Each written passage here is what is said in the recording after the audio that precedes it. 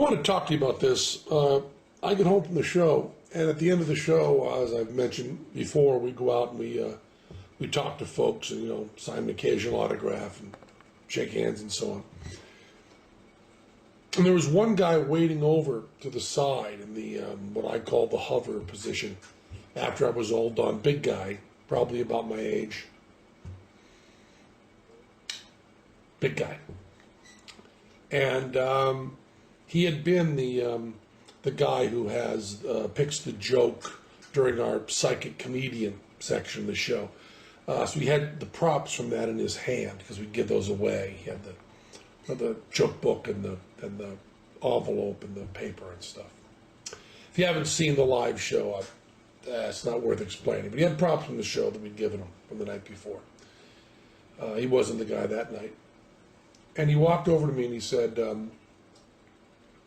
I was here last night at the show, and I saw the show and I liked it. And he was very complimentary.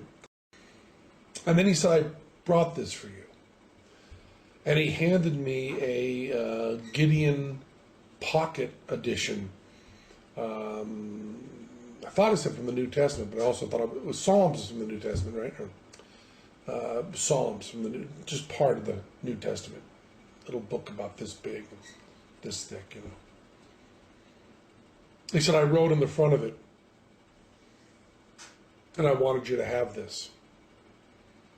I'm kind of proselytizing. And then he said, I'm a businessman. I'm sane. I'm not crazy.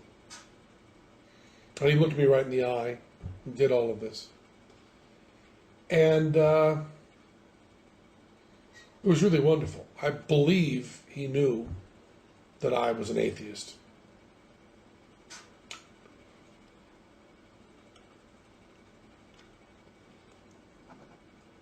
But he was not defensive, and he looked me right in the eyes.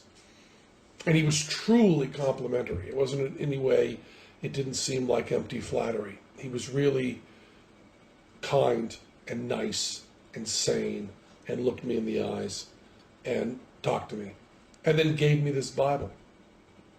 And I've always said, that I don't respect people who don't proselytize. I don't respect that at all. If you believe that there's a heaven and hell and people could be going to hell or not getting eternal life or whatever, and you think that, it's not really worth telling them this because it would make it socially awkward.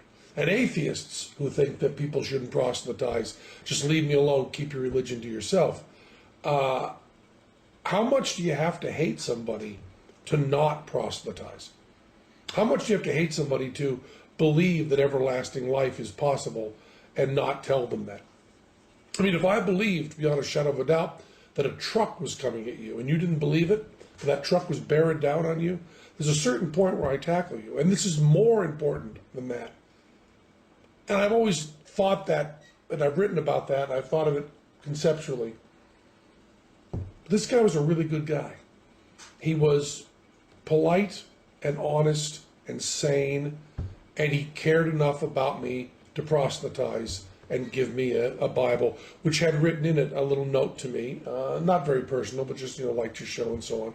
And then like 5 phone numbers for him and an email address if I wanted to get in touch. He was a very, very, very good man. And that's really important. And with that kind of goodness, it's okay to have that deep of a disagreement. I still think that religion does a lot of bad stuff, but man, that was a good man who gave me that book. That's all I wanted to say.